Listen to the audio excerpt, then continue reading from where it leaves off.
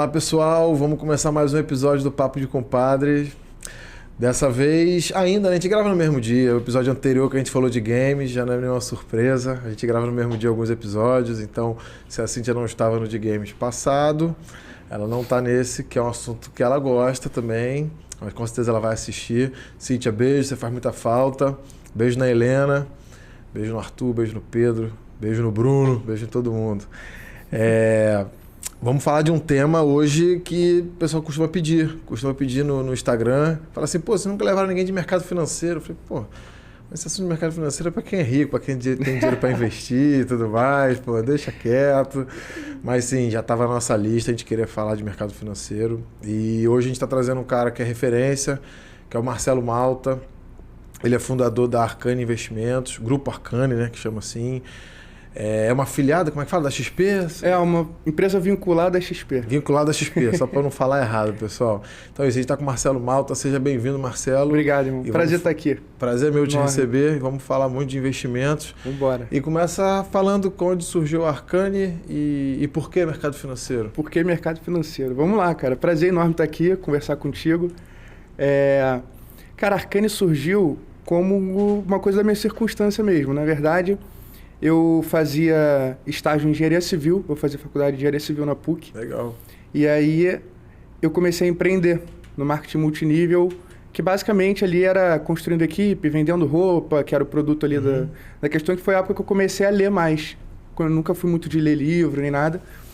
E aí eu comecei a ler. Aquilo ali foi uma escola para mim, porque foi o que desencadeou um certo tipo de mentalidade que eu acredito ser hoje a mentalidade mais empreendedora. Tem muito livro de marketing multinível que o pessoal ensina. Eu conheço uma galera que trabalha com isso. É bom para você começar a ganhar dinheiro, né?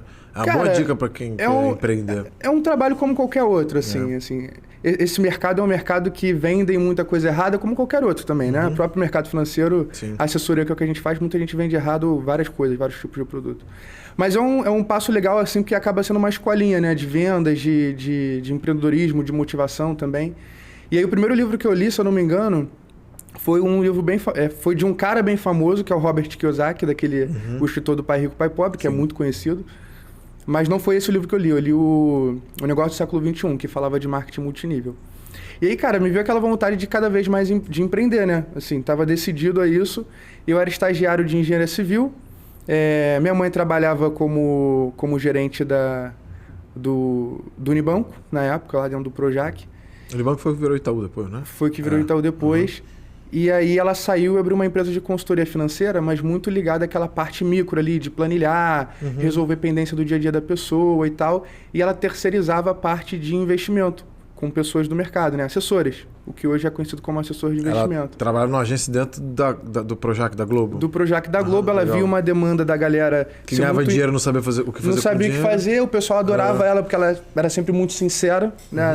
O nosso trabalho é um trabalho muito de confiança, então essa parte de você ser sincero e tal. Às vezes ela ia vender um produto que não era tão bom, o pessoal perguntava, pô, mas a bola, não, mas vai me ajudar. Mas ela falava que não era. Título de capitalização clássico isso aí. Não é bom não, mas vai bater a meta aqui, vambora. Esse negócio. Criar um relacionamento. É um pouco comum na profissão, né?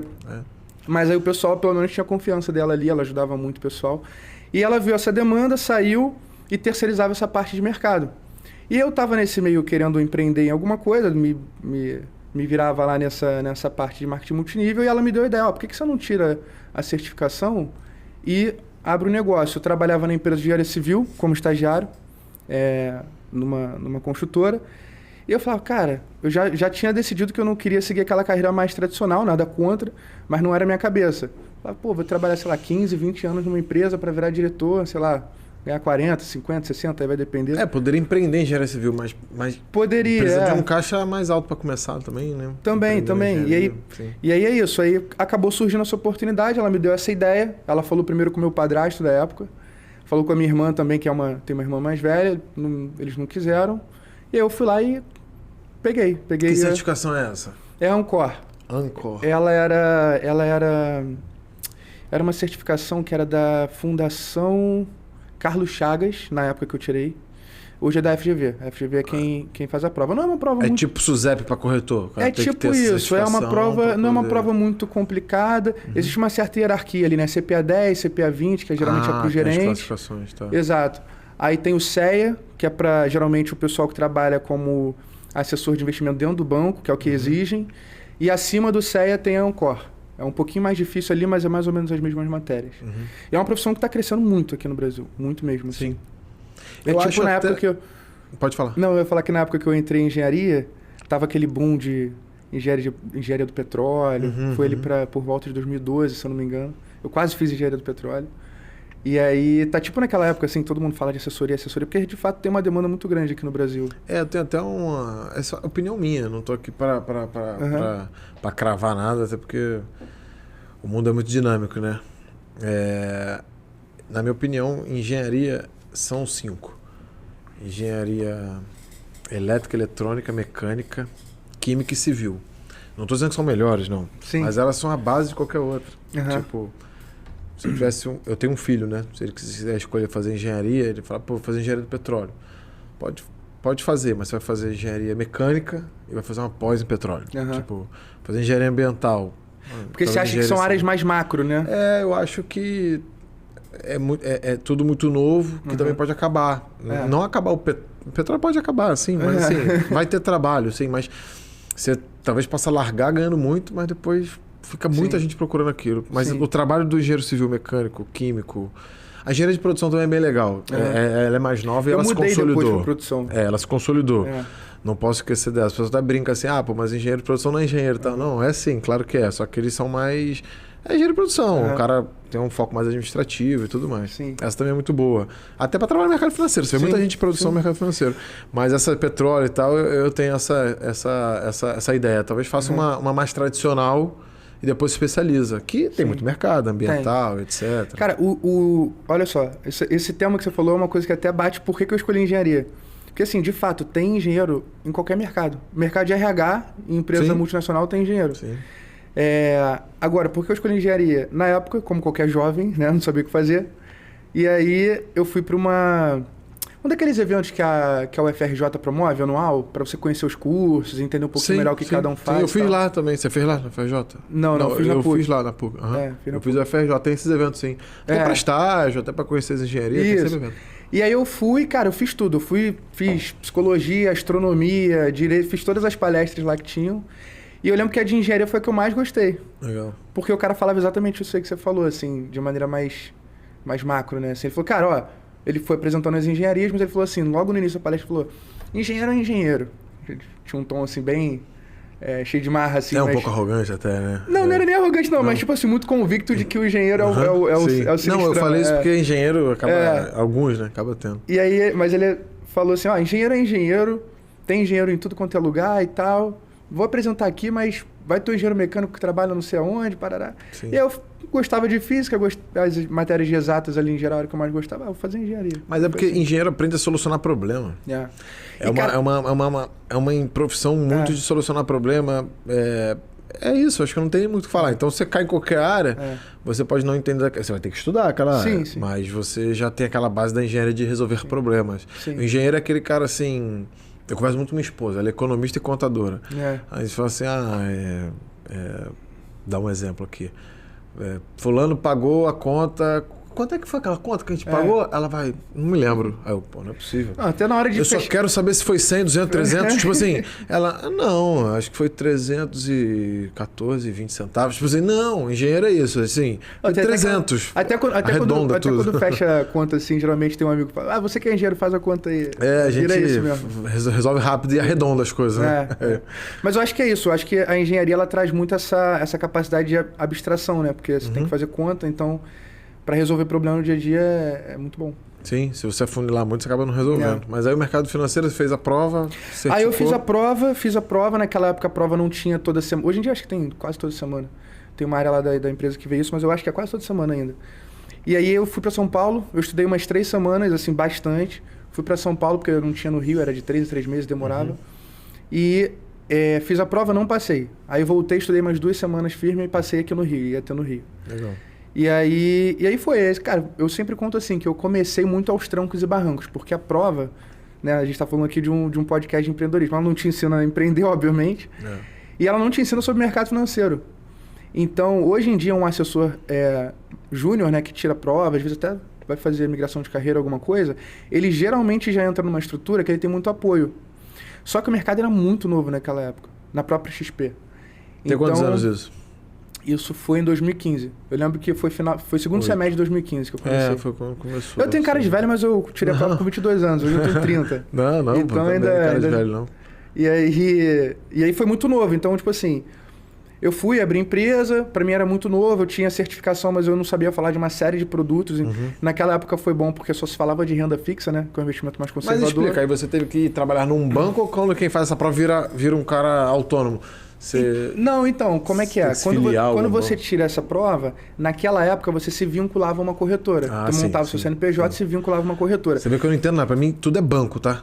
Eu tenho amigos que trabalham em asset, outros trabalham em corretora, outros trabalham no seu... É banco, pra mim é banco. Então, é maneiro porque vai dar pra tu fazer um grande mapeamento que você falou. Pô, mercado financeiro. Mercado financeiro é tipo assim, falar de medicina. Sim. Né? Medicina tem uma pancada de especialização. No episódio anterior a gente falou game. Não, cara, não é game. Game é game, mas tem os jogos ali embaixo do game. Game é um ambiente, mas você tem as classificações ali, né? Então, aí o que acontece? Como é que foi a grande sacada da XP, né? A XP como plataforma independente, só para conceituar na cabeça do pessoal entender. Tem o banco tradicional, né? O banco tradicional, quando você compra uma ação, por exemplo, quando você faz essa transação, você faz dentro da corretora. Então tem um outro CNPJ lá que é da corretora Itaú, só que o pessoal chama tudo de Itaú. Então o que é a XP? Ela hoje é considerada um shopping financeiro. Então, você quer comprar uma blusa preta, né? Uma blusa básica preta. Você entra no shopping, tem várias marcas e você decide, sei lá, o que cabe melhor ali para você. Então é como se fosse isso do ponto de vista de produto. Você entra no shopping, que é a plataforma hoje. É um marketplace ali. Existem vários, XP, BTG, Oraman. As duas principais do mercado, eu falo isso até para os clientes na primeira reunião, a XP e BTG. Eu não fico vendendo muita bandeira, não. Acho que são as que mais são as principais. Mesmo, eu acho que todo mundo conhece os fundadores, que é o Benchimol e o outro é o Esteves. Isso. Mas assim, são as maiores e melhores até também, para o cliente final e para o assessor. E aí eu me vinculei à XP naquela época, porque você só de ter a certificação, você podia abrir um CNPJ e se vincular. Hoje em dia, não. Hoje em dia, o mercado ele foi... A gente brinca que teve uma uberização da profissão, porque muita gente tirou certificação achando que ia ficar rico atendendo gente, porque conhecia meia dúzia de pessoas. Só que é uma profissão que você tem que ter uma certa consistência, porque é uma profissão muito empreendedora. Sim. Mesmo quando você entra debaixo de uma estrutura, não como sócio, né, ainda, mas como um assessor júnior, alguma coisa assim, você tem que ter esse perfil. É uma profissão. Então o mercado financeiro... Você teve que buscar uma estrutura, você teve que buscar uma empresa, uma corretora. Na verdade, eu tive que buscar a corretora. E aí era eu sozinho. Hoje em dia, quando você entra numa assessoria de investimento, você corretora, já tem... tipo, a Ágora era uma corretora, eu lembro dessa. É uma corretora do Bradesco. Do Bradesco. Era a Ágora o nome. Exato. Sim. A XP foi a primeira independente, a maior independente do Brasil. Ou seja, ela não era vinculada a nenhum banco. Hoje ela até tem um banco, né? Mas ela não cresceu eu daí, lembro. né? E você já se vinculou nela? E aí eu já me vinculei direto nela. O que acontece? Ela trouxe esse modelo de shopping financeiro que é o que eu estava explicando. Então, antigamente o pessoal olhava muito para a corretora. Até hoje em dia, muita gente olha para a XP como o lugar que ele tem que levar o recurso para trabalhar o dinheiro de risco, de bolsa ou qualquer coisa do tipo mais arriscado. Só que não tem nada a ver hoje em dia. Qualquer tipo de investimento conservador, moderado, você vai ter. Porque de fato é um shopping muito grande. Se você chegar... Talvez para a geração do meu pai falar assim, XP, BTG, ele já acha que é bolsa. Ele já acha, é muito provável. Não, vou perder, o negócio oscila muito. Mas tem CDB. Tem. E o que acontece? Vários produtos, por exemplo, tem uma categoria de um tipo de produto que é fundo de investimento. Vários fundos de investimento são distribuídos pela XP. Pensa na XP como uma distribuidora, uma ponte do cliente com o mercado. Então... Tem muito fundo de investimento que o custodiante, que é quem guarda os ativos na ponta final, é um banco grande até. É o BNY Mellon, que é o Banco de Nova York, é o próprio Itaú, é o próprio BTG, que também é bem grande, Santander. Então, na ponta final, às vezes o dinheiro do cliente está lá no próprio bancão ainda. Mas isso dá uma segurança, porque... não está dando dinheiro para você, né? O cara que tá passando a grana, porque mexer com grana é bem delicado, né? Muito. Claro. A pessoa fala, digamos que, sei lá, vamos dar um exemplo que aqueles seguros de Prudential, por exemplo. O cara pode estar no Prudential hoje, pode não estar amanhã, mas o teu seguro está ali. É a mesma coisa. Se o seu dinheiro está no XP, o Marcelo não quer mais trabalhar com isso e tal, mas outra empresa assumiu a tua carteira e tal, e passa a segurança. E isso que a XP em si não vai acabar. Exato. Isso é o próprio educacional nosso que a gente faz, né? Porque assim, a gente vê de tudo lá, a gente lida com o cliente final. Então, tem um cara que já chega entendendo mais ou menos o que funciona, tem um cara com perfil mais empresarial que já domina mais os assuntos. Para ele é até mais fácil fazer os links quando a gente está explicando alguma coisa. E tem a pessoa que é super tradicional, tem aquela mentalidade menor, assim, do ponto de vista de entender mesmo as coisas, você tem que explicar, desenhar no papel. A nossa profissão ela é educacional, assim, de largada. Assim. E como é que tá de geração isso? Tem mais jovens que também é meio cego para isso? Ou a galera mais velha costuma ser? Como é que, assim, cara, então, o que acontece? Teve, se eu não me engano, foi 2018 que o Itaú comprou a XP. E aí, comprou uma participação, né? Uhum. E aí, o público mais antigo, né, o pessoal mais velho, começou a abrir um pouco mais a cabeça por conta da segurança de ter o Itaú como sócio. Uhum. Então, assim, no início, eu lembro que de 2015 que eu comecei até 2017, 18, eu passava as primeiras... Geralmente uma primeira reunião leva ali entre 40 minutos a 1 hora. Eu lembro que eu passava 15 minutos só falando quem é a XP, o que é, onde é que ela tem escritório, para trazer a robustez ali para a cabeça do cara. E aí, depois disso, da compra do Itaú, e também do próprio crescimento da rede de assessores, e também tem o próprio boca a boca, né? Pô, você vira cliente da XP, você acaba comentando com um amigo, num almoço, num jantar. Sim. Então, começou a criar esse movimento, a XP criou um belo de um movimento de desbancarização. Então, hoje em dia, assim, tem de tudo, mas tem muita gente ainda que tem muito receio, tem muito medo de tirar o dinheiro do bancão, assim, né? Do banco ainda deve ser pouca gente que tem só dinheiro só na XP. Não. Tem ali, mas tem ali num Bradesquinho e tal. Isso. Tem cada vez mais, mas ainda é a minoria. Sim, tem cada vez mais. Ainda eu enxergo, falando assim, quem não é da área, mas assim, óbvio que eu ouço, eu tenho amigos que trabalham. Agora eu vou dar mais nomes, assim, em corretoras, em asset. Eu acho que vão acabar as agências, né? Por exemplo, hoje quem vai à agência pagar conta é o pessoal mais velho e tal. E a empresa como a sua vão ser as novas agências, né? Porque ninguém vai precisar de dinheiro para sacar. Vai ser tudo digital. Cada vez menos, né? A gente vê pelo nosso próprio dos últimos 10 anos. Meu dinheiro tá lá com a Arcane. Tá lá.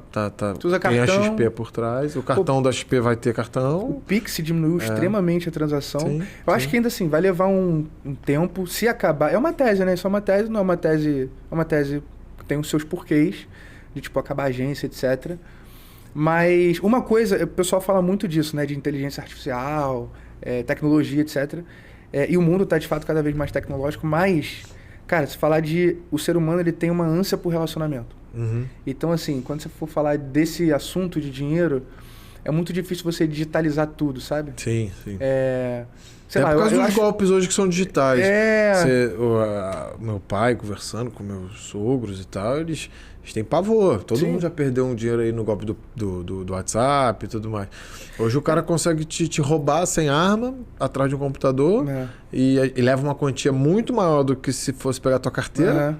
E te leva aqui, pai, sou eu, né? Acho que não, tem gente que cai em golpe ainda de 10% ao mês por falta de informação mesmo. 10% ao mês, cara, isso acontece muito. Eu tive vários Teve um jogo de futebol que caiu aí, não sei se foi golpe, mas assim, perdeu um dinheiro nisso. Foi golpe, foi um do Fluminense. Então, foi esse que tá falando? Foi um jogador, o Scarpa caiu, não sei que banco ele tava se relacionando, mas ele perdeu um dinheiro, eu vi nas notícias. Eu não sei se é esse cara. Porque prometia um retorno muito alto, né? Teve aquele cara da... Tem muito de Bitcoin, né? Teve aquele cara que foi o farol da Bitcoin, que chamaram ele aqui, que foi preso. Esqueci o nome dele. Era lá de Cabo Frio? Não sei se tá preso, não sei se é de Cabo Frio. Né? Sei que teve gente reclamando, teve passeata, um dia eu tava passando na Barra, teve uma passeata. Não, vai prender o cara por quê? Eu sempre recebi direitinho o retorno da grana. Porque assim, prometia, sei lá, 10% ao mês e tava pagando, porque...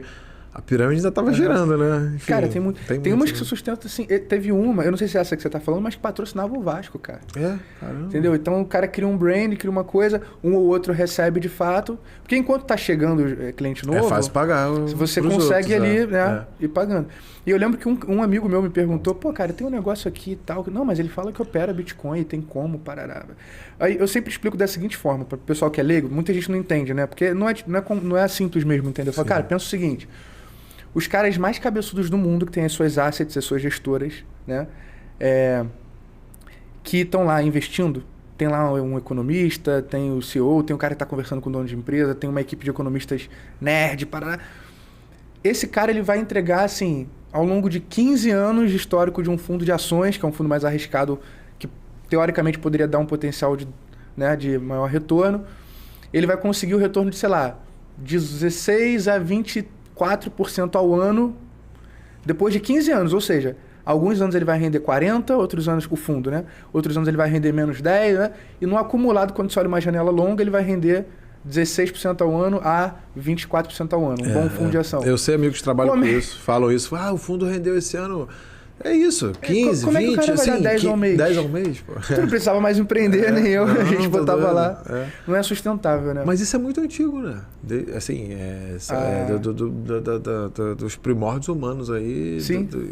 Há esse tipo de coisa. E ainda é, cara. É porque o ser humano gosta muito de terceirizar a responsabilidade, cara. Aí ele fala, o dinheiro tá com fulano aqui.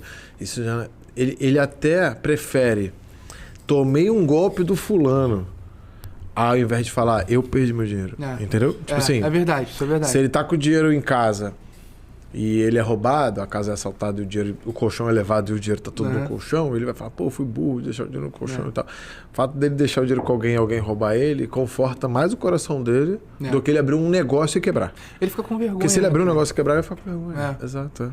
Por o cara exemplo, me roubou, não foi minha. Teve um cliente meu falando dessa mentalidade, né? Um ex-cliente meu, na verdade, que ele, na época da pandemia, todos os tipos de investimentos, inclusive a renda fixa mais conservadora, tiveram uma queda ali no mês de março, né? E aí, naquela época, ele estava estudando mais, não sei o que, ele... Não, porque tem um CFA, um C não sei o que lá, cheio de título, né? Encheu o cara de título lá do Sul, que falou que a Bolsa vai para não sei quantos mil pontos. Ou seja, ele estava acreditando que ia cair mais ainda. Já tinha caído muito. E ele falou para eu vender. Ou seja, você... Tem duas formas de você operar no mercado, que já fazendo um educacionalzinho ali com o pessoal. Ou você compra, que a gente chama de operar comprado. Você compra algo, espera valorizar para vender mais caro. E tem como você vender algo sem você ter, e em algum momento você é obrigado a recomprar. Então, quando você vende para depois recomprar, você está acreditando na queda. É um movimento contrário. E aí ele vendeu, acreditando que a bolsa ia cair, né, mais. Vendeu o mini índice lá. E aí a bolsa voltou, cara. Ele perdeu, assim... bastante dinheiro. Perdeu de 10 a 15% do patrimônio que ele tinha. Era bastante coisa. Ele ficou com vergonha. E eu falei pra ele, olha só, porque a minha forma de ver o mercado é muito assim, cara, é seguir método. Por quê? Porque, cara, toda hora muda. Você começa... Eu tava conversando com um cliente semana passada, né, fazendo uma retrospectiva dos investimentos dele. Eu puxei lá o Boletim Focus, que é a previsão dos economistas das principais instituições financeiras para o mercado. Para a Selic, para quanto vai fechar o dólar, tal. Vários indicadores ali, inflação. Você começa o ano, são os principais economistas, né, do Brasil, ali das principais instituições. Não, acho que o dólar vai fechar em 5. Aí passa 2 meses, revisou para 4,90. Você vai pegando o semanal, porque é semanal esse documento, vai alterando toda hora. É muito difícil você prever. Então, mas uma coisa é mais tranquila, que é você operar os ciclos. Então, é um momento onde, a gente está numa queda de juros, numa alta de juros. São coisas mais de longo prazo, assim. E aí, eu sigo muito isso, né? Então, se o mercado estava caindo muito, não significa que eu não vou resgatar a nenhum custo, né? Tem muita gente que pensa assim também. Estou perdendo dinheiro, então, não, espera que vai voltar. Tem muita gente que já perdeu muito dinheiro assim. Falar isso. Mas não é bem assim. Então, tem o caso a caso que você tem que avaliar. Nesse caso da pandemia, era uma coisa que eu preferia manter a calma e esperar. Quem tinha o apetite mais de risco, eu fiz isso para mim, por exemplo, e inclusive ia comprar mais. Porque, por exemplo, uma ação do Itaú. Cara, em 3 semanas a ação vale 50% a menos, a empresa continua operando, vai ter dificuldade, vai ter queda no lucro, alguns tipos de coisa. Vai valer 50% a menos. Dá mais banco no Brasil. O banco sempre lucra muito. Os bancões, sim.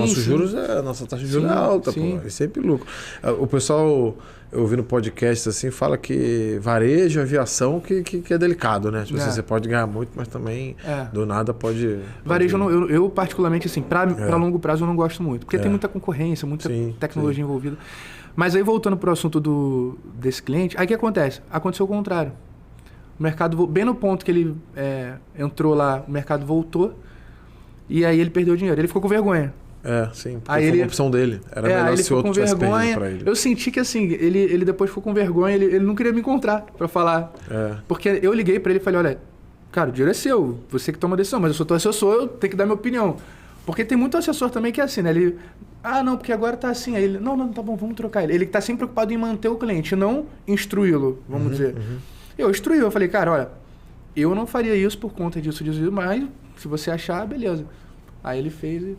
Aí ele ficou com vergonha, eu acho. Isso acontece Ele muito. quis meio que terceirizar também, assim. E aí o teu negócio se associou à XP em 2015 e aí foi trabalhando sem ter um escritório e depois quando vem a Arcane, tipo, então, essa transição, porque deixa de ser um cara autônomo, diria assim, né? Para ter uma empresa, né? Então, em 2015 eu me associei, aí eu trabalhei minha carteira sozinho, eu comecei com... Meu caso foi um pouco diferente. De casa e um computador, só para o pessoal entender. De casa e computador. No início, cara, o que acontece? Eu assumi uma carteira que era essa carteira dos clientes da minha mãe. Então isso, foi um diferencial relevante. São atores, são pessoas bem-sucedidas, né? Pessoal que trabalha dentro da Globo ali e aí tinha ali mais ou menos uns 20 milhões de carteira. Pra época era uma carteira grande, hoje isso é uma carteira pequena para um assessor. Mas pra época era uma carteira, assim, razoavelmente grande. Em 1 ano e 2 meses ela foi para 80. Os clientes gostaram do trabalho, continuaram aportando e eu captei novos clientes também. Inclusive, nos meus primeiros 6 meses, os meus maiores clientes hoje são clientes que eu consegui nos primeiros 6 meses. Legal. Que eles trabalhavam numa empresa, venderam. E aí eu comecei sozinho. E aí a própria XP fomentou muito a criação de um negócio. Porque tinha muita gente solta assim, que era alguém com atendente sozinho. Isso foi lá para 2016. Alguns amigos meus abriram empresas como a sua. Assim. Maneiro. E aí o que acontece? 2016 foi o ano que ela martelou muito isso dela nos eventos, explicava como fazer e tal. E eu passei 2016 inteiro crescendo a carteira, como autônomo, né? E olhando para outros escritórios. E aí, cara, tinha uma galera mais cascuda de mercado, assim, que já tinha um escritório grande, naquela época tinha 200 milhões, 150 milhões. Aí os caras queriam que eu fosse para eles... Para levar teus 80. E que eu não tivesse sociedade. Aí, não, você vai ter 3%, 2%. Eram números muito, muito bruscos, porque eu era novo no mercado, eu não entendia muita coisa, mas burro eu não era, entendeu? Então eu tinha muita vontade de fazer o negócio acontecer. E aí eu decidi me juntar a um outro amigo, e a gente, vamos juntar aqui 50-50, ele tinha um perfil de cliente mais de bolsa, porque ele trabalhou na mesa da XP e da Ágora, inclusive. E eu tinha clientes mais conservadores, que eu trabalhava ali mais com renda fixa, fundos e tal. E a gente, cara, vamos juntar meio a meio e a gente vai montar o escritório. Isso foi 2017. Então, em janeiro de 2017 vira um escritório de fato. E já a gente começa... Já era Arcane, mas era assim... Arcane era eu, né? Não era ainda uma empresa. Sim. E aí nossa primeira sala comercial foi aqui. Nesse bloco aqui, no segundo andar. Sala 209. Legal. E aí foi nesse bloco aqui que a gente começou essa estrutura menor, era uma salinha de 60 metros quadrados. E aí, cara, começou. Depois de 6 meses, um sócio saiu, e a gente dividia muito a gestão. Eu falei assim, cara, ou eu vou ter que assumir isso aqui, né? Inclusive, na época, eu tava na dúvida profissional, se eu queria virar atleta de triatlon, que eu fazia triatlon na época. Caramba! Era uma dúvida, assim, muito doida. Mas eu nunca dei nenhum passo, assim, sem deixar a coisa aquietar também em mim. E aí eu comecei a fazer uma terapia lá e tal. Meio que fui encontrando as respostas. Quando esse sócio saiu, deu o estalo assim cara, ou eu vou pegar isso aqui, eu vou fazer esse negócio crescer agora, porque eu não tinha mais ali essa dupla gestão, que era uma das coisas que me incomodava na época, que eu percebi depois, ou vai acabar, né? E aí eu comecei a crescer o escritório de patrimônio assessorado cresceu na média aí 50% ao ano. Legal. Crescimento ok, bom para o mercado. E no ano passado cresceu um pouco menos e tal, mas a gente veio crescendo bem. E a pandemia cresceu ou diminuiu? A pandemia cresceu. Todos os anos cresceram. Não teve nenhum ano que a gente diminuiu. Legal. A pandemia foi um ano muito difícil porque... É aquilo, né, cara? Sempre que acontece um problema... Todo mundo quer o dinheiro perto dele, né? Bota aqui... Não, e assim, você sempre aprende alguma coisa. Então a pandemia... Ou a pessoa também para de ter aquele recurso para botar, para investir. Às vezes tá usando para pagar conta, às vezes, né? Também. Muita gente fica com muito medo, fica com receio, às vezes quer tirar tudo. Então, é um grande aprendizado para os clientes. A gente é um pouco coaching também, assim, coaching financeiro, né? Sim, você tem que trabalhar muito a psicologia. Sem dúvida. Acho que todas as profissões hoje é um pouco isso. Por causa dessa insegurança, final, né? cara. O cliente em geral... E não é porque o cliente é fraco, burro, nada disso não. Zero. É porque você ali, cara, tá sendo chamado por ele para você curar uma dor dele. Exato. Então, naquele assunto ele é inseguro, ignorante, etc e tal. E aí você... Infelizmente, né, a qualidade dos nossos serviços, ainda mais no Brasil, é ruim, né? Muito. E tem muito esperto, né? Enquanto o pessoal achar bonitinho aquelas frases... Enquanto malandro... enquanto tiver otário, malandro morre de fome. Aqui no Rio, no Brasil, sair de casa, sempre que sair de casa um trabalhador sai um malandro também. Quando o pessoal acha graça nesse tipo de frase, vai começar a incentivar esse tipo de coisa, entendeu? Então faz com que os clientes de qualquer coisa, cara, sejam inseguros.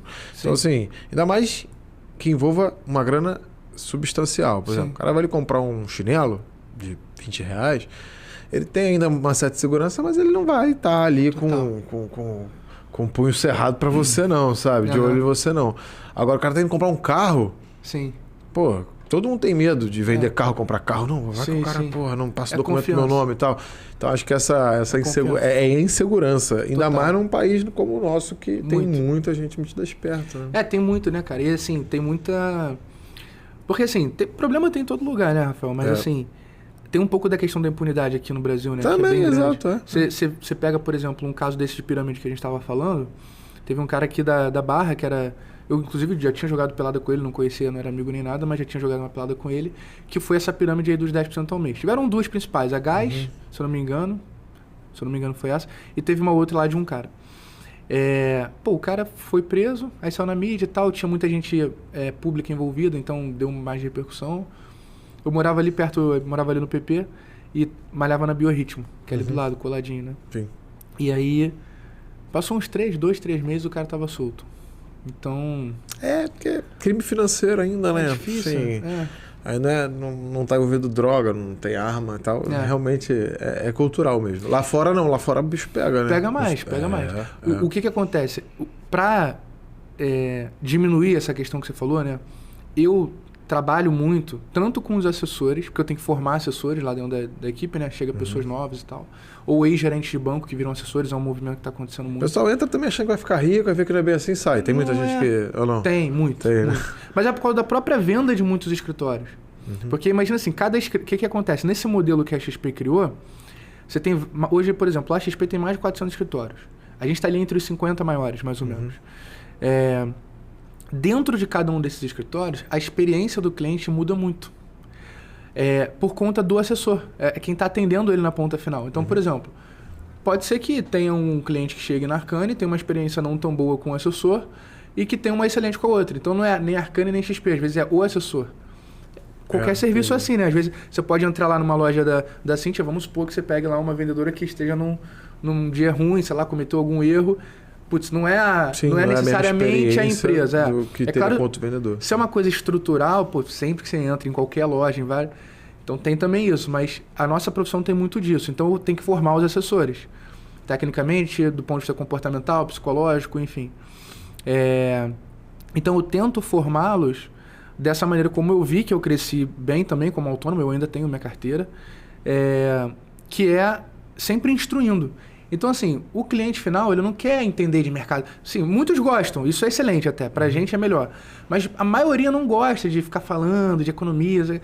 Mas, assim, cada reunião, se o cara aprende uma coisinha, ele empreende essa questão de dinâmica dos investimentos.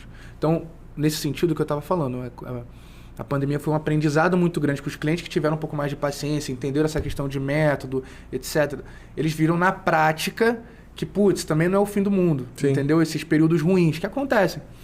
Então... Tem que ter o ruim para ter o bom. Exato. Então, assim, essa questão do cliente se sentir muito inseguro e tal, eu tento ir sanando isso ao longo do caminho da assessoria com o próprio educacional mesmo. Fixo uma explicação aqui. Quando o cliente pergunta alguma coisa... Exemplo prático, o cliente fala... Por exemplo, o cliente que tem uma carteira moderada, nesse exato momento que a gente está gravando o podcast, ele está rendendo abaixo do CDI. Que, vamos botar aqui de maneira bem simples, seria o parâmetro dos investimentos conservadores, para quem não entende muito. Todo mundo que vai investir fala, esse DI mais tanto, isso aqui mais tá pagando DI mais não sei o quê. Imagina assim, cara, eu quero fazer o investimento mais conservador do Brasil, quanto que ele vai te remunerar? É o Tesouro Selic, né? Que é do Tesouro Direto, muito conhecido hoje, muito difundido. O CDI, numericamente, é praticamente igual. Então, se você está rendendo o CDI, é igual a Selic, numericamente falando. O CDI não é a Selic, mas numericamente é muito próximo. Então, quando você investe para render acima do CDI. Né? Senão você pegava todo o teu dinheiro e botava no investimento mais conservador do Brasil. Então, quem tem uma carteira, uma mistura de investimentos mais moderada hoje, está rendendo abaixo do CDI. Há um bom tempo, inclusive. Provavelmente está 1 ano assim, 1 ano e meio. E aí o cara não tem, às vezes, a paciência de esperar. E o que acontece? esse é um momento, por exemplo, que a gente tem que educar, explicar, abrir vários históricos passados que aconteceu a mesma coisa, mostrar que recupera, mas tem que fundamentar. Ou seja, não adianta você chegar pro cliente e falar, ah, não, mas vai voltar. Entende? Esse é o trabalho raso. Ah, não, é só esperar. Ele se vê perdendo dinheiro e você tem que explicar. O cara não entende. Então, esse é o trabalho que eu chamo de um trabalho muito raso. Psicológico. Não, e você faz um trabalho psicológico também, acalmar o cara, tem que ser. Embasar, mais um trabalho psicológico que, no final das contas, é explicativo. Então, não adianta você só falar, ah, não, vai voltar. Vai voltar num sanador do cara ali que tá inseguro e tal, porque ele não entende, ele não tá no dia a dia. Você tem que explicar, mostrar. Então, por exemplo, esse período que a gente está passando, o que é uma coisa que eu ensino lá? Tanto para quem é assessor como para quem investe sozinho, às vezes, eu falo, ó, galera, sei lá, o cliente começou há 6 meses atrás, pô, tá abaixo do CDI. O correto era você ter alinhado com ele a primeira reunião, que isso era normal de acontecer, para esse tipo de carteira, né? Eu vou lá e abro todos os investimentos desse cara no período que ele tá, mostro que de fato tá abaixo e tal, e eu estico a janela. E o cara, então, é um trabalho um pouco, né, da andragogia, né, que seria o ensino para adultos, ao contrário da pedagogia. O adulto ele é muito visual. Sim. Então a gente tem que ter um trabalho de separar material, de mostrar, de explicar, ver se o cliente entendeu. É educacional, assim, total. No final das contas, você fala assim, de 100% das coisas que você explica, o cliente talvez vai entender mesmo umas 30, umas 40, tá bom, mas já é alguma coisa. Porque não é tão palpável para ele que aqueles termos, aquelas coisas. Mas ele tem um entendimento a mais. E o seu trabalho para o pessoal entender... Você estava falando aí de 20, 80, você tem 100 milhões na carteira, só para ficar fácil o número. Aí você, naquele mês, cresceu 1%. Então, você ganhou 1 milhão ali do dinheiro que o pessoal investiu em você. Aí você ganha uma porcentagem desse 1 milhão, não é isso? A sua rentabilidade é sempre uma taxa em cima da... como profissional. Não. Na verdade... Como é que funciona esse escritório? Isso é uma discussão até bem legal, assim. Na primeira reunião lá no escritório, primeira reunião que eu digo é a primeira reunião com o cliente. A gente abre esse assunto na primeira reunião, é uma metodologia nossa. Muito assessor não fala. Então, um assessor chega assim, você vai virar meu cliente. Ah, mas como é que você é remunerado? Aí você fala, ah, não, eu sou remunerado pela própria XP. E ponto, morre aí. A maioria das pessoas falam assim. A gente explica que é essa a tua pergunta, que é o seguinte. Todo investimento, para a XP me remunerar, ela tem que fazer dinheiro com o dinheiro que está lá. Né? Então, se um cliente vai investir... E aqui a gente está falando de milionário e tal, mas hoje qualquer pessoa pode investir R$1.000, R$500, tem vários investimentos na própria XP. Inclusive a assessoria. Lá na Arcane a gente tem assessoria para quem quer começar até quem é... Né? São tipos de assessores diferentes modalidades diferentes. O que a XP fez, realmente, ela incluiu, né? Foi um projeto de inclusão dela. Democratizou, porque, sei lá, 20 anos atrás, quando você falava até menos, não sei dar uma data. Ah, meu pai investe na bolsa. Seu pai é rico, né? Tipo assim, só tinha acesso a investir na bolsa quem era rico. Agora não, o que você falou. E era mesmo assim, muito complexo. Hoje em dia, tanto a tecnologia facilitou muito o acesso e a formação mesmo também. Mas aí a gente explica o seguinte, ó. O ponto é como que a XP, e aí que não é nem XP, é BTG, Itaú, qualquer banco, qualquer corretora, como é que eles fazem dinheiro com o dinheiro que está investido? Esse que é o ponto que a gente explica. Que é basicamente o seguinte. Tem 3 tipos de investimento principal, assim, de produto, né? A renda fixa, se uma pessoa entende tudo de investimento, entra lá na plataforma de investimento e vai ver as rendas fixas que estão lá, ela vai ver algumas taxas.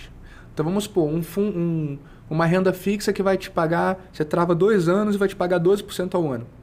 A XP, antes de botar lá 12, ela negociou com o banco uma taxa maior, com o banco que ela está distribuindo aquele investimento. Então vamos supor, 12,6. Então esse 0,6, que a gente chama de spread, é a diferença, né? É como a XP faz receita. Só que não é os 5 mil que eu estou colocando, é o meu mais de várias pessoas que dão milhões, né? Sim. Então, essa é a primeira linha de receita, né? Que é um spread de renda fixa que chama. É uma diminuição da taxa para o cliente final. Isso é para qualquer mercado, qualquer plataforma. A segunda forma é fundo de investimento. Dos seus amigos, por exemplo, que trabalham em asset. Então, só para fazer um educacional aqui também para o pessoal. O que é um fundo de investimento? É uma empresa que tem uma pessoa que toma conta, ou seja, decide na ponta final o que vai fazer com aquele dinheiro que está lá. Então, vamos supor que eu montei um fundo. Aí eu vou ter o dinheiro do Rafael, da Cíntia, de várias outras pessoas. Eu junto lá, por exemplo, 1 bilhão e eu vou decidir o que eu vou fazer. Então, se for um fundo mais agressivo, eu vou montar um fundo de ações. Então, eu vou só comprar ações, por exemplo. Aí você vai ver a rentabilidade, né? O histórico é uma coisa que é mais agressivo. Uma asset pode até botar grana na XP, mas ela tem liberdade de botar o que ela quiser, né? Aí tem várias categorias de fundo. De empresas, enfim. Então, por exemplo, o que é uma asset? Uma asset é uma empresa que tem vários fundos dentro para fazer gestão. Sim. Dentro desse fundo, tem fundos que são conservadores. Então, o que significa isso na ponta final? É um patrimônio que soma e o gestor, que é o responsável pelo dinheiro lá, tomar a decisão final, ele vai investir em renda fixa, por exemplo. É um investimento mais conservador. Aí você vai olhar a rentabilidade, é um fundo mais conservador, ou seja, uma linha mais reta, não tem tanta oscilação e tudo mais. Então, toda asset, todo fundo de investimento, ele tem que captar cliente. Como que ele faz isso? Ele coloca lá na plataforma da XP. Então, a XP é como se fosse essa vitrine para ele captar cliente. Só que todo fundo de investimento tem uma taxa de administração, né?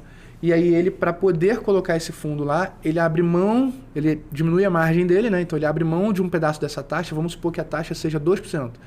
Ele abre mão de 1% para poder remunerar a XP e a XP remunerar os assessores. E a terceira forma, então, é que eu estou te falando de como a gente é remunerado o quê? Por produto. Ou seja, dependendo se é renda fixa, se é fundo. E a terceira forma é a corretagem. Então, toda vez que você, por exemplo, vou comprar um imóvel, você tem que pagar o corretor, não é? Sim. Você vai comprar uma ação, você tem um custo na XP, varia muito de lugar para lugar, de assessor para assessor. Que os caras ficavam no telefone antigamente, lá, gritando pra caramba, eram os corretores. Né? Eram os corretores. E o pessoal acha que mercado financeiro é muito isso ainda, né? Já não é mais. Quem quer conhecer mercado financeiro, tem uma série muito boa, a Billions, do Netflix. Eu nunca vi, cara. Eu sou do mercado e nunca vi. Eu vi 3 Você vai ver o dono de... Acho que, sim, sou ignorante, mas eu acho que ele é uma asset, entendeu? Porque ele fica pegando dinheiro, ele pega dinheiro do fundo do bombeiro, fundo de pensão. Eu acho que é. Bota o dinheiro lá para ele botar na bolsa e fazer aquele dinheiro render, né? Exato. Então, tudo que você explicou, ele é uma asset, ele não está associado a XP, BTG, Você pode ser uma asset, pode ser várias coisas. Por exemplo, a história é a história do dono, né? Dessa empresa. Não, é legal. Todo mundo fala muito bem nessa série, todo mundo que ouve, pelo menos. A XP, por exemplo, ela é uma corretora, ela também tem uma asset dentro dela, ela também tem um banco. Então, hoje em dia, ela meio que tem tudo, né? Sim. E ela tem o próprio agente autônomo dela também. Inclusive, dando um spoiler aqui, mas mais pro final, ele fala, eu quero ser banco. Ele começa a brigar para querer ser banco, e não é tão simples, né? Ele começa a frequentar uns eventos e vê que quem tá tranquilo mesmo é o banqueiro. Ele tá ralando muito, dando... Quem tá mais tranquilo que... Perdeu o dinheiro. Final, você fica lá, né? Ele falou, preciso virar banco. Aí a história... Mais pra metade, da segunda metade é nisso. É legal. Maneiro. É uma série que eu quero assistir, né? Não tô tendo muito tempo pra assistir série, não, mas eu gosto. Mas aí, essas 3 formas de remuneração que eu tô falando era por produto. Ou seja, o assessor é uma profissão que ganha por produto. Sim, né? Tem muita pessoa que tem vergonha de falar isso, porque tudo acha que é conflito de interesse.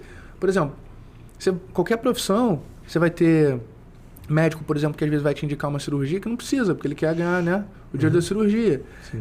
Advogado, enfim, qualquer profissão você pode ter pessoas que são antiéticas nesse sentido. Sim. Né? A assessoria é a mesma coisa. Mas essa é uma... o cara pode indicar um produto que não é tão bom, mas que dá uma comissão maior para ele. Você pergunta, pode? Pode. Sim. Agora, antigamente era muito comum isso, não era tão incomum. Antigamente, que eu digo assim, para antes de 2016... só que o próprio assessor percebeu que ele não se sustenta. Nenhum assessor consegue crescer uma carteira no longo prazo fazendo isso. Você não falou esse ano à toa, não. Foi quando muita gente começou a cair por esquema e tal. No Brasil, né? Eu acho que isso deu uma boa melhorada em todo mundo. A nossa geração começou a perceber, cara, isso não vale a pena. Tipo assim, políticos, empresários envolvidos em esquemas de corrupção, lava-jato e tudo mais. Foi essa época aí, de 14, 15, 16 pra cá, né? Toda essa trama que se desenrolou. Aí o pessoal começa a ver que não vale a pena, né? Verdade. Pode ser que tenha algum efeito psicológico. Não é só isso. Tô falando que tem muita coisa envolvida. Começa a ver que não vale a pena e tal. Mesmo o cara não sendo preso, mas perde credibilidade e tal. Então a gente vai entendendo que não é o caminho. Aquilo, né? A história, ela vai te mostrando, né? Eu acho que o mundo tá mais honesto. Eu acho que o mundo tá mais honesto. O mundo eu não sei, mas assim, eu tenho a percepção de que a assessoria... Sim, o teu ramo. O meu negócio, que é uma coisa que eu tenho mais... Eu nunca refleti assim, sobre o mundo exatamente, mas... A percepção que eu tenho é que a assessoria, ela amadureceu. Por quê? Porque você vai tendo mais gente, você vai vendo mais histórico de gente que não se sustenta. O próprio cara que às vezes ia muito nessa linha, começa a perceber.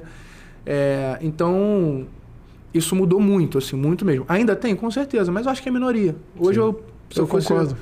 Se eu fosse chutar, eu chutaria que é minoria. Porém, teve uma época que o Itaú começou a brigar com a XP, não sei se tu vai lembrar, de propaganda mesmo, assim, veículo grande. Não sou do ramo, né? Mas não... Que o Itaú começou a fazer propaganda. Tipo a Coca briga com a Pepsi, não? Hã? Tipo a Coca briga com a Pepsi em algumas propagandas? Tipo isso, assim, mas assim, claramente falando assim, não, porque o assessor de investimento é remunerado por produto. Ah, tá. Então, entendi. assim, falando claramente, e aí a XP ia lá fazia uma propaganda, mas o gerente tem a meta. E tudo isso é verdade. Na época o assessor... um era sócio do outro, né? E aí depois disso que eles desfizeram lá a sociedade. Mas dizem que o mundo todo tá na mão de 2 ou 3 empresas, né? Já vi sobre isso. Eu já ouvi falar. O mundo todo tá na mão de 2 ou 3 empresas. Dos tri. Todo o dinheiro do mundo tá na mão deles, né? No final é uma pirâmidezinha que vai funilando. Não, eles não são inimigos. No topo todo mundo é sócio o branding todo mundo. ali. No topo todo mundo é sócio todo mundo. E aí, cara, o que acontece? Nessa época, a XP falou, então agora eu vou criar esse modelo aqui. Ela criou o modelo do que a gente chama de fee-based, que é o que é o praticado hoje nos Estados Unidos e nas principais economias ali do mundo, que é o modelo onde o assessor ele é remunerado um fee fixo, né? A gente chama de fee fixo, fica mais fácil. Então, uma remuneração anual, né? 0,8, por exemplo. E você não é mais remunerado por produto. Então, tem cliente que prefere. Lá na Arcane, a gente fomenta muito esse modelo, tá? Na primeira reunião, a gente explica essas 2 formas de remuneração e prefere optar pelo fee fixo. O cliente, no final, ele pode decidir, não, mas eu não quero, eu quero a outra. Beleza. E aí você que é o dono da empresa, você ganha também em cima dos teus assessores, né? Sim. E aí, como é que é o modelo de negócio? Não faria muito sentido ser o dono da empresa, né?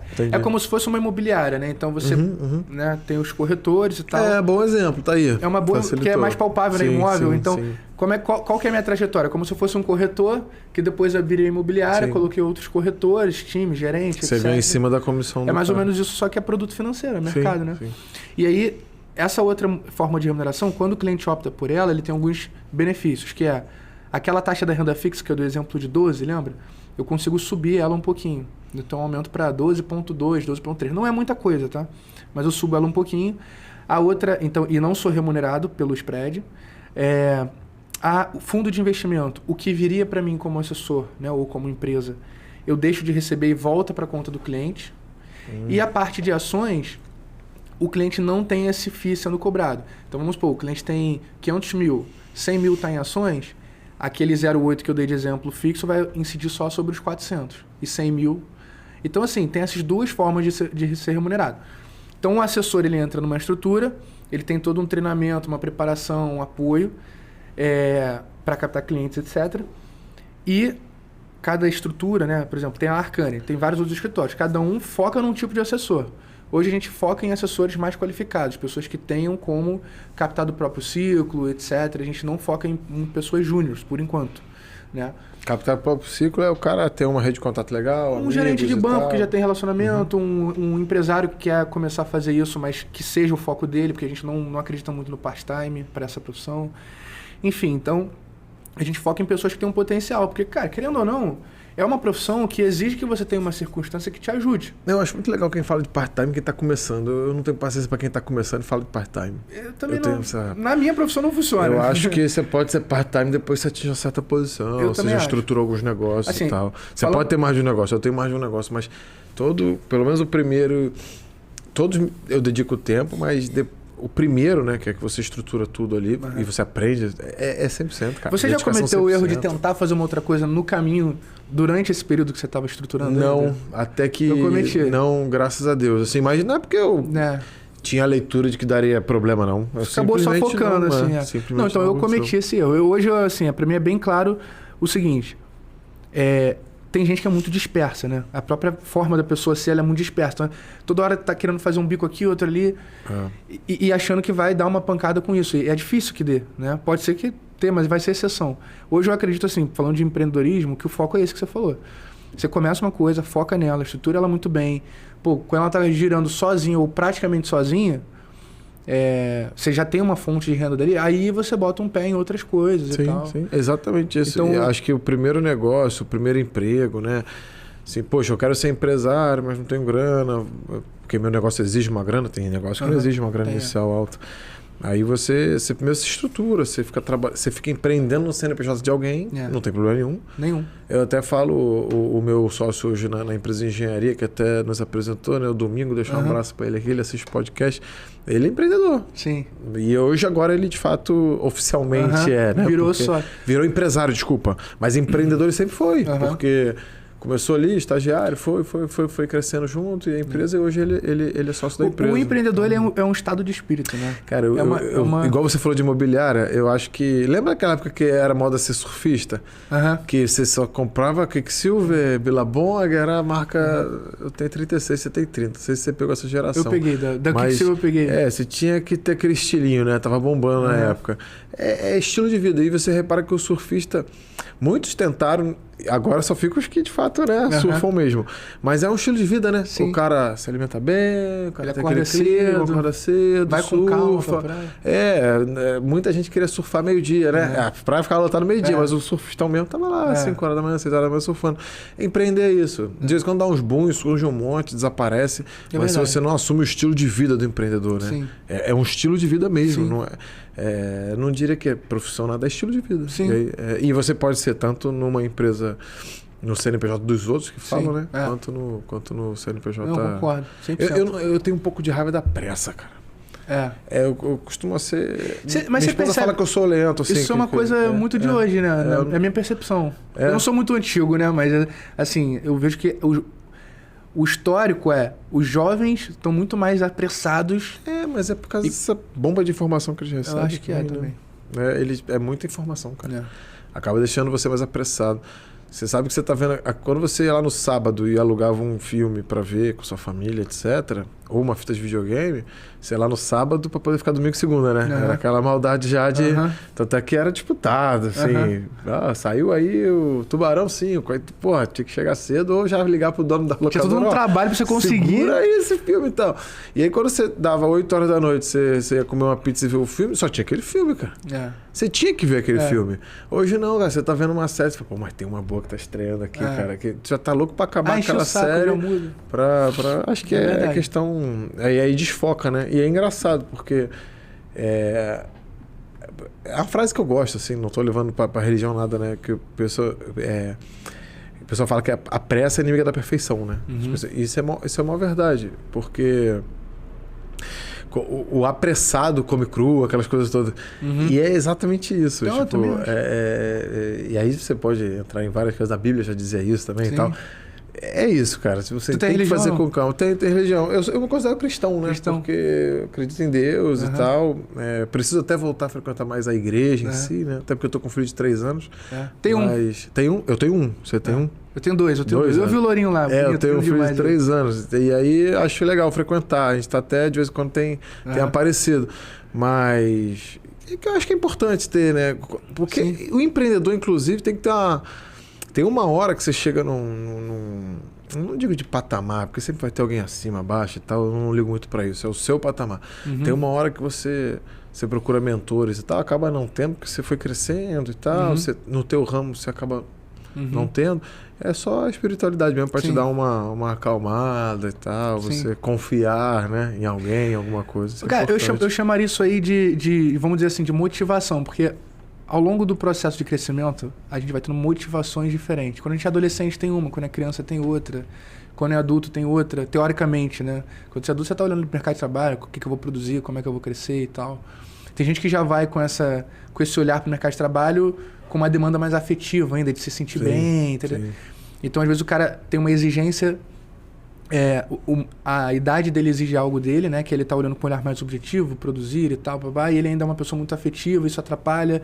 Enfim, então acho que chega um momento, quando o que você falou aí de patamar e tal, e é mesmo, eu acho que chega um momento que você já passou por essas motivações e meio que você já experimentou e ainda tá faltando alguma coisa, né? E se tá faltando alguma coisa... E aí você pode entrar... E não é dinheiro, né? E não é. E aí você pode entrar nesse ciclo vicioso de, é um novo projeto, é uma nova meta e tal. E aí quem acaba indo por esse lado aí da busca por o que é isso, acaba às vezes encontrando e caindo no cristianismo, assim. Na minha visão é isso. E essa que a gente tá falando da pressa, eu acho muito isso. Eu até falo assim, tá com pressa vai ser em mim, cara. Porque se eu vou com pressa...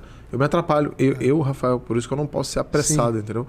Talvez essa calma me fez ser resiliente. Eu sou um cara... Acho que minha característica principal é a resiliência. Eu não tenho nada mais. Que é a característica de, né? Qualquer empresa base tem que ter. Essa também, eu posso dizer com propriedade que eu sou. Porque a gente apanha muito e pra mim, todo dia é um novo dia, um recomeço, né? O pessoal fala assim, Deus é perfeito, né? O que é perfeito é Deus, né? E se a pressa é inimiga da perfeição, então assim, cara, quem tem pressa não tá com Deus, né? Eu tiro essa conclusão um pouco assim. Então assim, e é batata. Não, mas é mesmo, porque... Minha pressa eu esqueço uma chave, eu esqueço... Eu não gosto, tem que ser as coisas com muita calma. Não, mas se fizer um link aí, tem aquela expressão também, né? Que é no tempo de Deus. Também tem a ver com isso, sem pressa. Mas eu acho que o jovem tá muito apressado, cara. Inclusive, uma outra coisa que eu vejo que as empresas estão bem mais assim, justamente por conta dessa busca, né? Acho que a pessoa virar sócia da tua empresa é uma coisa positiva, né? Você tem novas pessoas com um olhar ainda mais de dono, que a pessoa já tinha que ter antes, na minha visão. Por exemplo, o Domingo Agostinha, né? É o que provavelmente aconteceu. E muitas empresas estão se estruturando desta forma, ou seja, já com o modelo... Isso aconteceu lá na Arcane. Lá a gente criou... A XP influenciou muito, né? Na verdade, o mercado financeiro, isso era bem mais tradicional do que em outros mercados. A minha percepção. Era mais comum. Muita gente virava sócio do banco, virava sócio da corretora. Isso é bem mais comum. E aí ela teve que passar essa cultura, vamos dizer assim, para os escritórios, né? Porque, querendo ou não, a XP como instituição, né, que está por cima, ela instrui os gestores, aquilo que ela acredita, claro, aquilo que é estratégico para ela também, né? Mas aquilo que ela também acredita que seja bom pro escritório crescer. Porque como é que a XP cresce? Se a gente captar mais cliente. E como é que a gente capta mais cliente? Se os gestores crescerem, adotarem boas práticas de negócio, etc, etc. E a relação escritório-assessor é a mesma coisa. Então, a própria estrutura do modelo, o gestor ele tem que estar preocupado com o assessor, né? Com o assessor ir bem, e com o time crescer, e com cada um dar seu próximo passo e tudo mais. E a XP, de maneira geral, também está, né, preocupada em fazer a gente crescer. Então, teve um momento que ela ficou batendo muito nessa tecla do partnership, né? De você estruturar um modelo onde fique claro como que a pessoa faz para virar sócio. Hoje eu atribuo a vários fatores. Acho que hoje você tem mais literatura para empreendedorismo. Então, assim, antigamente não tinha nem essa expressão. Então, ou você era patrão ou empregado, né? Era meio grosseiro, assim. Aí empreendedorismo veio e de fato, vem explicando. E as pessoas começaram a entender também que você tem que dividir para multiplicar, cara. Sim. Antigamente, você tinha uma empresa, você tinha lá... Digamos que você trabalhasse para uma empresa. Você não tinha condições nem de fazer uma entrevista, cara. Se você fosse fazer uma entrevista, você tinha que faltar. Ou você faz a entrevista online. Você não precisa faltar. Sim. Então, assim, você tem acesso à rede social, onde alguém pode te convidar para trabalhar e tal. Antigamente, você tinha que ficar olhando o jornal, e aí o jornal ir lá na fila, né? Aí quem que submetia isso? O risco de perder um dia de trabalho, de até ser demitido porque faltou, e ir lá e nem passar, porque não sabia se ia passar. Então, as pessoas ficavam anos e a vida inteira naquela empresa. Hoje, aí você... Tinha aquela cultura assim, você trabalha, recebe isso aqui, se eu tô ganhando muito mais, esse dinheiro é meu, né? Que é a cultura patrão-empregado.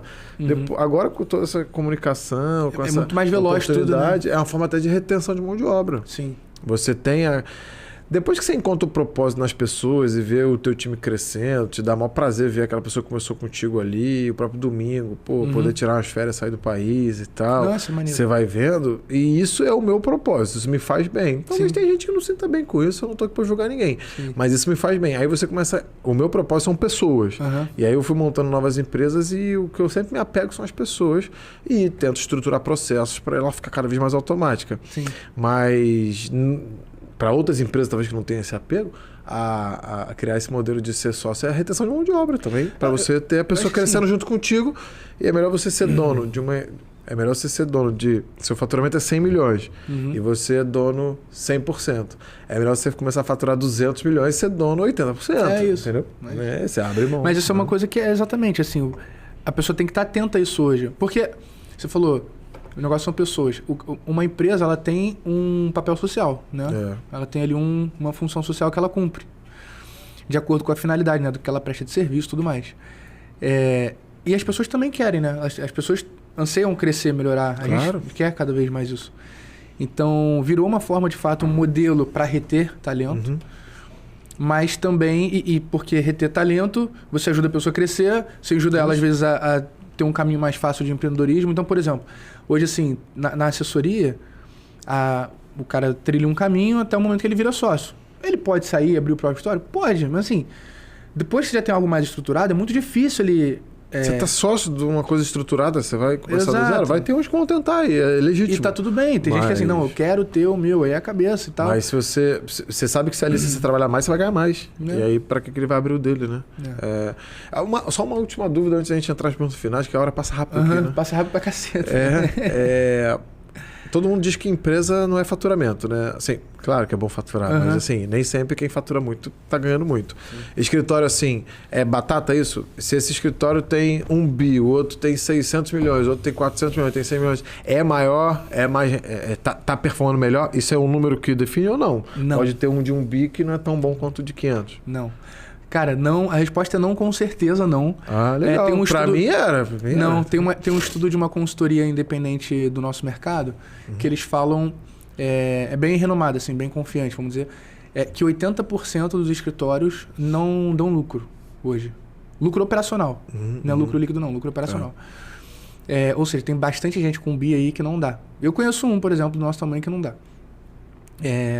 Então não tem a ver, porque tem a parte de gestão, tem a parte de eficiência. Então, às vezes, você tem um escritório de 1 bi que gera o dobro de receita por conta da eficiência. E essa eficiência vem do time que é mais educado, que é mais formado. Tem vários fatores ali. Mas a resposta é não.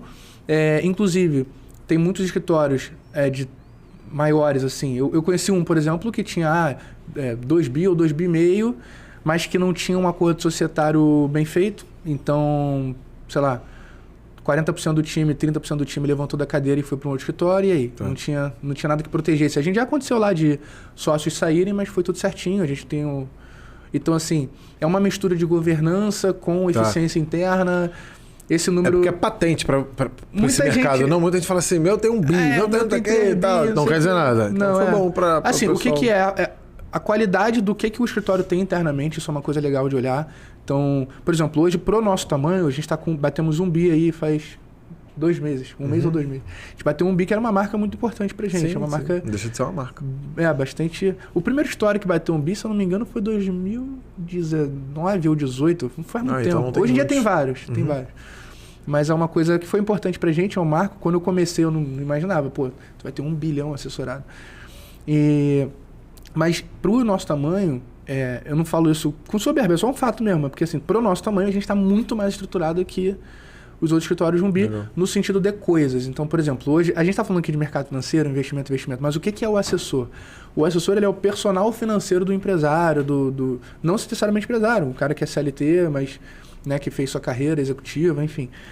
Então, hoje lá a gente tem a parte de investimento para trabalhar, a gente tem a parte do seguro. O seguro é uma ferramenta de planejamento patrimonial que você mencionou aí, a Prudential, né? A gente trabalha principalmente com Prudential e Mongeral, que são os dois melhores. A gente tem plano de saúde. Eu não sou corretor de plano de saúde, mas tem uma estrutura interna, que é uma parte mais consultiva, não tem tanta diferença assim de um lugar para o outro. A gente tem parte de precatório, então venda de precatório e compra de precatório, intermediação, parte de crédito. Então, assim, a gente tem uma pancada de coisa.